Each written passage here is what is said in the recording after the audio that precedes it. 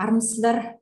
Бүгінгі біздің шарамызға қатысушы қонақтар, қадірлі әріптестер, сіздердің назарларыңызға Семей қаласындағы Абай атындағы әмбебап кітапханасы Алаш онлайн жобасын ұсынады. Осы жоба, өздеріңіз білесіздер, негізінен Алаш қайраткерлерінің қоғамдық қызметін, шығармашылығын насихаттауға бағытталған жоба.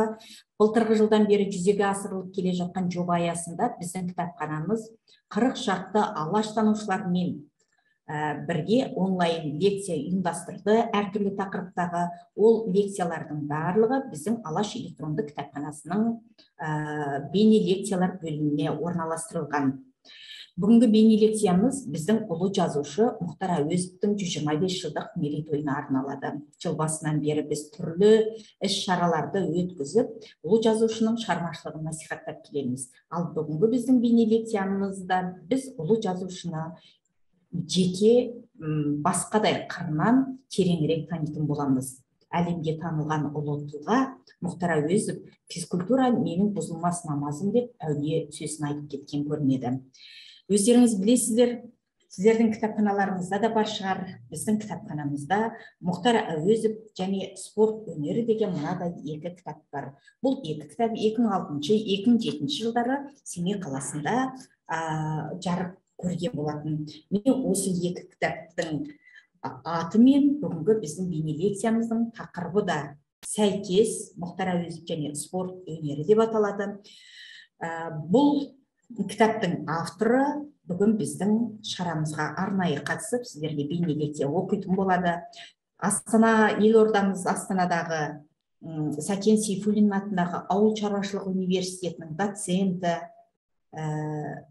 Қазақстан журналистер одағының мүшесі, ауыл шаруашылығы ғылымының кандидаты, онан кейін Сейдахмет Бердіқұлов атындағы сыйлықтың лауреаты Сұлтан Өмірзақ Сембайұлы бүгін міне сіздермен кездесіп отыр. Өмірзақ Сұлтанұлы, сізге қош келдіңіз дейміз.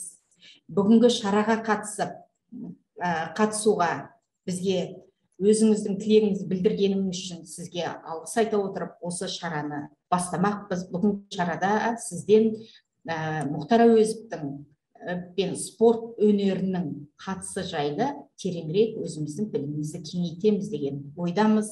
Бүгінгі шараға сізбен кездескелі отырған Шығыс Қазақстан өңіріндегі ауылдағы, аудандардағы кітапханашылар қауымы. Сондықтан да сізге рұқсат етеміз. Мен сіздерге ескертіп кеткім келеді. Біздің Zoom бағдарламасы әдеттегідей 40 минутқа негізделген. Мүмкін біз шарамызды осы 40 минутта аяқтауға тырысамыз. Егер аяқталмай қалған жағдайда, сіздердің сұрақтарыңыз көп болса, біз ары қарай осы сіздерге берілген идентификатор арқылы қайтадан кіруге тырысамыз. Сондықтан да сөз кезегі өзіңізде. Өмірзақ Сембайұлы, мархабат, бастай беруге рұқсат сөзіңізді.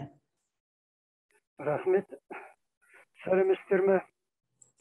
Құрметті кездесуге қатысушылар. Мен даусым сіздерге естіліп тұр ғой, Жақсы естіліп тұр. Енді мынау кітапханашылар қауымымен бұрыннан енді бала кезден кездесіп, жүздесіп жүргендіктен, және мынау кітапты бала кезден жастан оқығаннан кейін енді мынау бір ерекше кездесу болайын деп тұр. Мынау мен енді сіздермен бірінші рет онлайн кездесуге қатысып отырмын. Енді біз мына кейінгі жылдары заман ағымына байланысты студенттерге де мына онлайн лекциялар, практикалық сабақтар беріп жүрміз. Ал енді мына бүгінгі кездесуге шақырып, ұлы жазушы, заңғар тұлға Мұхтар Омарханұлы Әуезовтің 125 жылдығына байланысты кездесу ұйымдастырып отырғандарыңызға рахмет айтамын. Енді бұл бүгінгі біздің кездесуіміз сіздер арқылы оқырмандарға да жетеді ғой деген ойдамын. Енді мына жаңа айтып кетті, менің тақырыбым сол мына Мұхтар Әуезов және спорт өнері деп аталады. Мына жалпы сіздер Мұхтар Омарханұлы қандай тұлға, қандай адам болғаны, ол кісінің мынау еңбегін, жазушылық еңбегін, қоғамдық қызметтерін жақсы білесіздер. Ол кісіні бір сөзбен айтқанда, ол кісі сан қырлы тұлға, энциклопедиялық тұлға. Енді соның ішінде ол кісінің мына бір қыры, мынау сол кездегі, сол замандағы Мұқан өмір сүрген.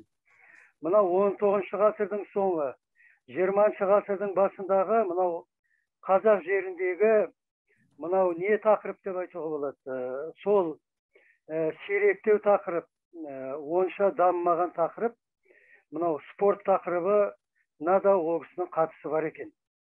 Жаңа жоғарыда айтып кетті ғой. Спорт бар және физкультура деген бар. Яғни дене шынықтыру және спорт дейді. Бұл енді екеуі бір-бірімен байланысты нәрсе, егіз нәрсе деп айтуға болады. Ал енді мынау физкультура, яғни дене шынықтыру, дене тәрбиесі, бұл кез келген адамға қатысты. Кез келген адам сол бала кезден мына дене шынықтырумен, физкультурамен айналысса, ол соның денсаулығының кепілі болып табылады. Ал енді мына сол дене шынықтырудың жалғасы, ол спорт.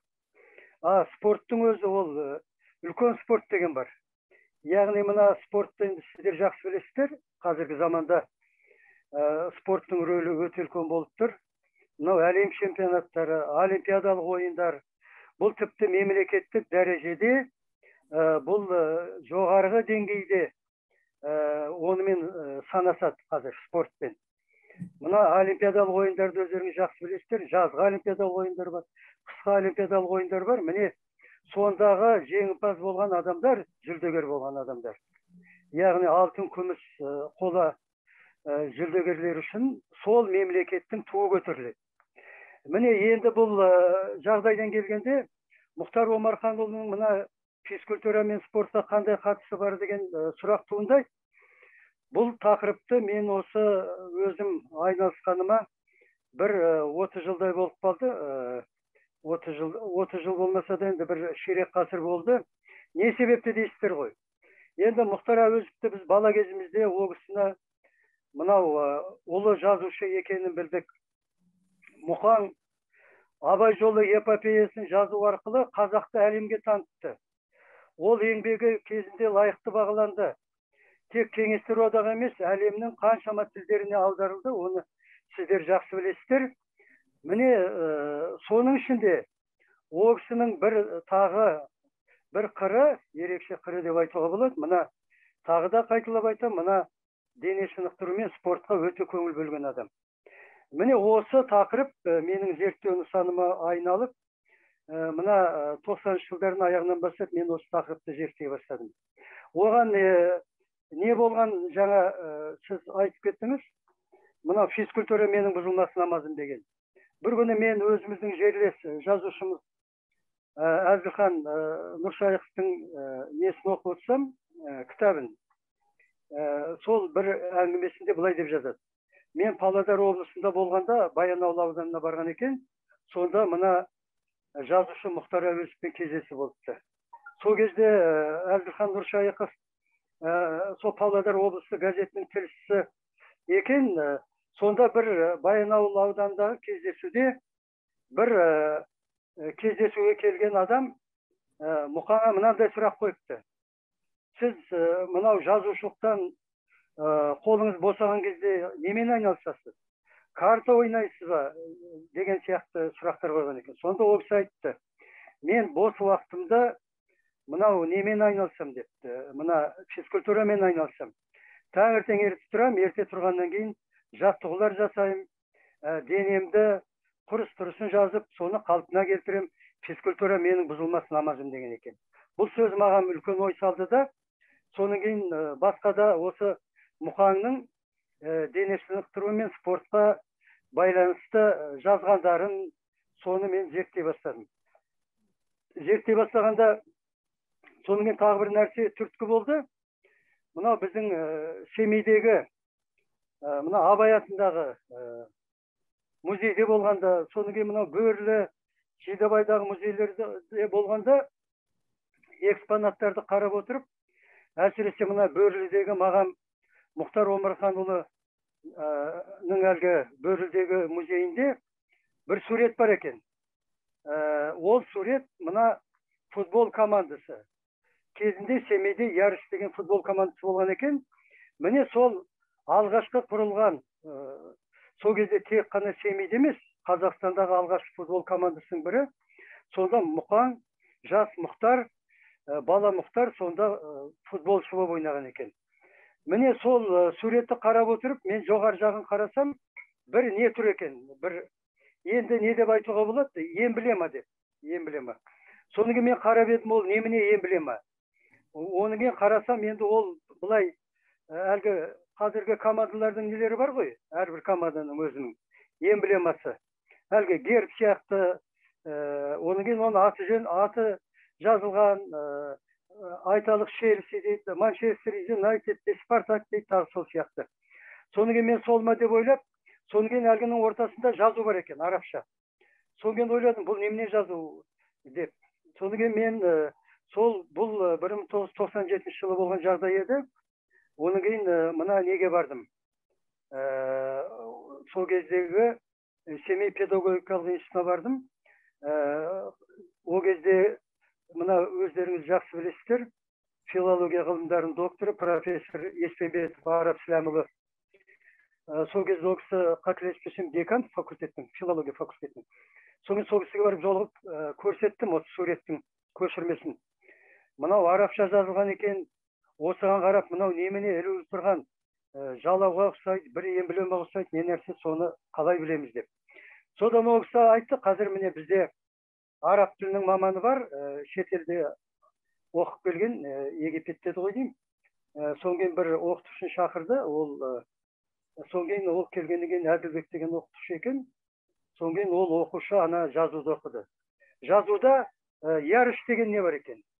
Ярыш деген сөз бар екен. Содан кейін Семпалак деген сөз шықты. Яғни бұл ярыш командасы деген сөз. Сонда кейін енді ойлап отырсақ, бұл сол ярыш командасының эмблемасы екен. Міне осыдан бастап әлгі мен өзім сол туралы бір мақала жаздым. Ана сыр бүккен сурет деп. Соны қалай зерттедім, қалай соңына түстім, соны барып. Енді бұл жерде жалпы мен бүгін лекциямды негізінен алғанда, мына Мұхтар Әуезов және спорт өнерін негізге екі сұрақ төңірегінде қарастырайын деп отырмын. Бұл бірінші Мұхтар Әуезов ұлттық спорт ойындарының жанашыры. Ал екінші сұрақ, ол Мұхтар Әуезов мына Қазақстандағы қазақ футболының бастауында тұрған тұлға деп. Яғни бірінші ұлттық спорт ойындары дегенде нені айтуға болады? Жалпы ұлттық спорт ойындарын қазақтың енді сіздер жақсы білесіздер. Тек қана қазақты емес, басқа ұлттарда да спорт ойындары бар ғой, ұлттық. Міне соның ішінде бұның қазақ үшін ұлттық спорт ойындары қандай мән мағынаға ие болғанын мынау Хакім Абайдың мына сөзінен көруге болады ғой деп ойлаймын. Абай былай деп жазған екен: біздің қазақтың қос қанаты алдында келсе, күреске түскен балуаны жықса, салған құсы алса, қосқан иті өзгеден озып барып ұстаса, есі шығып қуанады. Білмеймін, содан артық қуаныш бар ма екен, жоқта шығар екен деп, сонда мына қазақтың көңіл күйін ұлттық спорт ойындарына байланысты міне қалыптасқан жағдайды енді керемет суреттеген екен. Ал енді осындай сөзді жазып отырған ұлттық спорт ойындарына байланысты. Енді Хакім Абайдың ауылында туып өскен Мұхтар Омарханұлы, әрине, ол да бұл ұлттық спорт ойындарына деген көзқарасы ол кісінің ерекше болған деп айтуға болады. Өйткені мына Абай жолы болсын, және жалпы мынау енді өзіміздің мынау бұрынғы Семей облысы, қазіргі Шығыс Қазақстан облысы, енді болайын деп жатқан Абай облысы, мына Абай елі, жері, ондағы біз тарихи жағдайларды жақсы білеміз. Міне соның ішінде айталық болып жатқан әртүрлі тойлар, әртүрлі ас, мысалы атақты адамдарға, билерге, болыстарға деген сияқты батырларға берген астарда, ол әрқашанда мына ұлттық спорт ойындарынсыз өтпеген. Міне соның ішінде жаңағы өздеріңіз айтып жатқан мынау ат бәйге, бәйгенің өзі әртүрлі түрлері бар ол әлгі. мына жорға жарысы дейді, аламан бәйге дейді, тай, құнан жарысы деген сияқты. Оның кейін әлгі қазақ күресі, оның кейін көкпар, қызығу, теңгілу деген сияқты. Міне осының бәрін, яғни Мұхтар Омарханұлы бала кезінен сол Абай ауылында көріп өскен.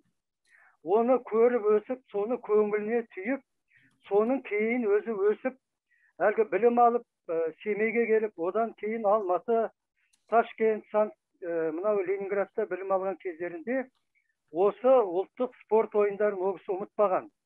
Мүмкіндігі болған сәттерде осы ұлттық спорт ойындарына назар аударып, соны қолдап отырған, жанашыры болып отырған адам. Ол туралы ол кісінің еңбектерінде де жазылған. Сонымен қатар замандастарының естеліктерінде ол туралы жазылған. Мен енді оны оқыдым, естелік кітаптарында Мұқаң туралы. Соның ішінде мен енді бір нәрсе айтып кетейін деп отырмын. Мына Мұқаңның ұлттық спорт ойындарына деген енді қатынасын. Мынау 1921 жылы Қарқаралыда үлкен не болған екен. Яғни үлкен той болған екен. Ол енді мына Сапарғали Бегалиннің естелігінде бар. Сонда осы өздеріңіз білесіздер, мына 20 жылы Қазақ автономикалық республикасы болып құрылды ғой, сол бұрынғы РСФСР-дің құрамында. Сонда 21 жылы сол автономиялық республиканың бір жылдығы тойланған екен, Қарқаралыда. Сол енді тойға Мұқаң бастаған сол кездегі қазаққа белгілі бірталай адамдар келген екен. Және бұл сол кезде Қарқаралыда жұмыс істеп жүрген, сонда тұратын, мынау кейін СССР халық артисі болған атақты артист, мына Қалибек Қуанышбаевтың да естелігінде бар екен, және сол кісі соған қатысқан екен. Сол Сапарғали Бегалин, Қалибек Қуанышбаевтар сол жаңағы Қазақстанның әлгі бір жылдығына арналған үлкен жиында Мұхтар Әуезов келіп, соған қатысып, ол кісі баяндама жасаған екен. Және онымен қоймай, енді қаншама кигіз үй тігілген, Қазақстанның талай өңірлерінен жұртшылық жиналған тойлауға. Әлгі той тәңірдің қазынасы дейді ғой. Міне той дегенде қазақ айтады, бұл бас домалайды деп, Қазақстанның түкпір-түкпірінен ел жиналған. Сонда Мұқаң сол үлкен тойдың бір шарасы ретінде мына ұлттық спорт ойындарын ұйымдастырған екен. Мұқаң өзі бас болып. Ол кісі мына комиссияның құрамында болған екен. Мына аттың бәйгесі, балуандардың күресі, басқа да әлгі теңге алу, қызығу деген сияқтарын бәрін өз басы қасында болып ұйымдастырып, соның жақсы өтуіне және мына соның ең аяғында ана нәтижелері шығарып, жүлделерді таратады ғой. Соны үлестірген кезде ол кісі әділдік танытып, білгірлік танытып, сөйтіп жоғары деңгейде өткізген екен. Міне көрдіңіздер ме? Яғни Мұқаңның бұл ұлттық спорт ойындарына деген бір көзқарасы деп айтуға болады. Содан кейін енді екінші бір несі, мына сіздер білесіздер, 1945 жылы Абайдың 100 жылдығы өтті. Ол енді қиын кез болатын. Мынау әлі 5 жыл соғыс болған. Бірақ соған қарамай енді халықтың еңсесін көтеру үшін сол кездегі біздің партия мен үкімет Абайдың 100 жылдығын өткізуге алдын ала дайындалған екен. Мына соғыстың болып жатқанына қарамай. Және оның жақсы жоғары деңгейде өтуіне мына Мұхтар Омарханұлы үлкен үлес қосыпты. Ол кісі соған тікелей атсалысыпты. 1943 жылы ол кісі алдын ала Абайға келіп, елді аралап, сол кездегі партия басшыларымен, ақсақалдармен, жалпы жұртшылықпен кездесіп, 45 жылы Абайға 100 жыл болатыны, соны ел болып, жұрт болып, жақсылап өткізу үшін не істеу керек деп ақылдасып, елдің мынау пікірін, елдің ұсынысын тыңдап, соның кейін жағдайды бәрін байқап, қалай өткізуге болады, оны қай жерде өткізуге болады, оны өткізу үшін не істеу керек, тіпті қанша мынау киіз үй керек, қанша аттар қосқан дұрыс болады, оны қай жерден жіберу керек деген сияқты. Соны онда ол кісі тіпті былай деп айтты, мына Қарауыл өзенінің жоғары жағында мына Шыңғыстау тауларға қарай Ақжар деген жер бар екен. Сол Ақжар деген жерді өткізсек осы дұрыс болады деп елмен ақылдасып, сонау 43-ші жылы келіп, байқап, соңы келгеннен кейін мынау республикалық газетке мақала жариялапты. Біз Абайдың 100 жылдығын 45-ші жылы болатын жақсылап, ұялмайтындай, бүкіл халыққа жететіндей, қуанатындай деңгейде өткізуіміз керек деп сөйтіп дайындық жасаған екен. Ал енді кейін сол 1945 жылы Абайдың 45 жылдығы жоғары деңгейде өткенін білеміз, ана жағдайға қарамастан. Онда бәйгеден қандай ат келген, қандай балуан деген сияқты. Онда аламан бәйгеде сол Абай аудандық білім бөлімінің аты мысалы бірінші келіп, оның кейін әлгі Ақсуаттық балуан Дәулен деген мынау түйе балуан атанып, оған неше түрлі жазушылар, неше түрлі ақындар, халыққа белгілі тұлғалар қатысқаны, міне, оны енді Мұқаң да жазған, басқа да адамдар жазып кеткен. Ал енді соның ішінде жаңағы ұлттық спорт ойындары бар ғой, жаңағы айтып жатқан балуан күресі, балуандар күресі, ат спорты, солардың бәрі жақсы жоғары деңгейде өткізуіне Мұқаң өзі тікелей тағы да атсалысып комиссия мүшесі болған екен. Соның кейін бір кезде мынау бірінші келген атқа жүлде тағайындағанда оны қалай бөлеміз, жүлделерді? Сонда Мұқаң өзі ақылдасып отырып, соны бәрін әділ бөлуге сонда өзі кесімді сөз айтқан екен. Міне көрдіңіздер ме? Бұның бәрі Мұқаңның ұлттық спорт ойындарына деген сонда ерекше көзқарасы болғандығын көрсетеді. Соның кейін енді Мұқаң кейін мысалы ауылда тұрғанда сол әлгі Бөрліде жүргенде, Қасқабұлақта жүргенде, мына Әлкей Марғұланның естелігі бар, академик. Сол мына тазы, соның кейін анау төбет дейміз ғой, малға қарайтын, ана сол кездегі малшылардың сенімді серігі болған төбеттерді аңшылықта сондай не болған иттің бірі тазыларды өсіруге де өзі тікелей араласыпты. Сонда Әлкей Марғұлан айтады, сол Мұқаңның тапсырмасымен мен Павлодардан әлгі бір тазыларды әкелген туралы жазады. Ал енді кейінде енді мынау жұмысы көбейіп, Алматыда тұрған кезде де ол кісі мынау әлгі уақыт тауып атпен серуендеуді жақсы көрген екен. Егер әдебиетті қарап отырсаңыздар, мүмкін сіздерге кезіккенде шығар, мынау белгілі ақын жазушы Ілияс Жансүгіровпен бірге екеуінің атқа отырып қыс кезінде анау серуенге шығып бара жатқан суреті де бар. Енді соның кейін ол кісі сол республикалық деңгейде өткен ат жарыстарына да ол ылғи жанкүйер болып, көрермен болып қатысып жүрген екен. Соның кейін енді тағы бір айтатыны, ол кісі 1957 жылы 6 жасқа толып Абайға келгенде, өзінің туған жері Қасқабұлақ, Бөрліде болғанда да, сол кезде ол мына жерлестері құрметтеп, қошеметтеп, сонда бір Қозы Жирен деген бәйгат болған екен, соны сыйлап, ер-тоқыммен. Сонда Мұқаң оны үлкен рахмет айтып, жерлестеріне өте риза болып, соның кейін сонда Тілеке Орынбаев деген ақсақал болған екен. Бөрліде өзінің бала кезінде бірге өскен. Соған сыйлапты әлгі бәйгатты. Міне саған досым Тілеке сыйлаймын. Бұл атты сен барлық бәйгеге қосып жүр, бірақ бәйгеде ана бәйгеге шабатын бала Абай деп ұрандатып шапсын депті. Бірақ бәйгеге қосқанда бұл атты менің атымнан қос депті. Міне көрдіңіздер ме? Бұның бәрі Мұхтар Омарханұлы Әуезовтің мына ұлттық спорт ойындарына деген соншалықты сүйіспеншілікпен, соны мына халқымыздың әдет ғұрпын, салт дәстүрін қаншалықты мынау құрметтегенін, қасиеттегенін көруге болады. Енді бұл ұлттық спорт ойындарына байланысты айтқаны жалпы Мұқаңның. Енді соның кейін жаңағы айтып отырған мысалы футбол ойын деп жатырмыз. Жалпы мына 19 ғасырдың аяғы, 20 ғасырдың басында футбол деген өнер қазақ үшін ол өте таңсық ненің түрі болған, ойынның түрі, спорт түрі болған. Ал енді бұл Семейге қай кезде келді деп айтуға болады.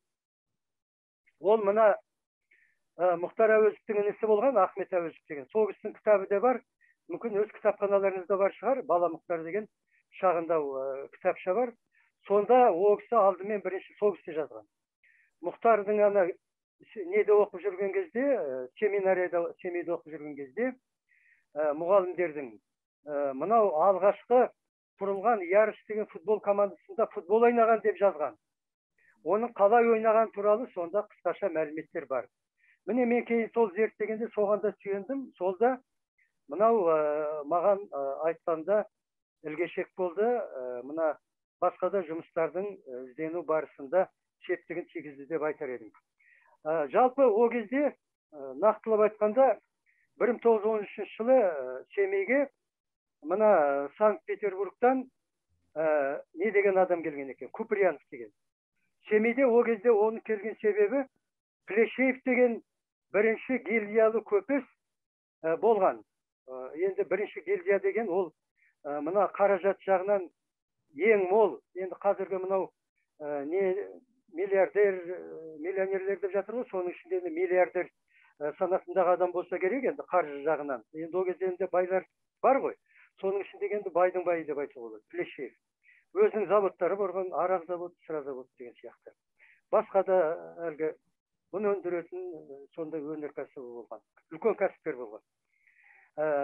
Сол кісі әлгі Куприяновты Санкт-Петербургтен алдырғанда, Куприянов өзімен бірге не ала кетті? Футбол добы және анау не? Мынау қақпаға қоятын не дейміз ғой, тор, сетка. Сондайды ала келген екен, соны кейін ол ана футбол ойынын ұйымдастыра бастады. Сол кезде анау семинарияда оқып жүрген жастар соған барып, соның ішінде Мұхтар да барып қатысып, мынау Ярыш деген футбол команда құрған екен. Міне соның алғашқы мүшесі Мұхтар Әуезов болды. Басқа мұсылман жастармен бірге. Бұл жерде мына бір нәрсені айту керек.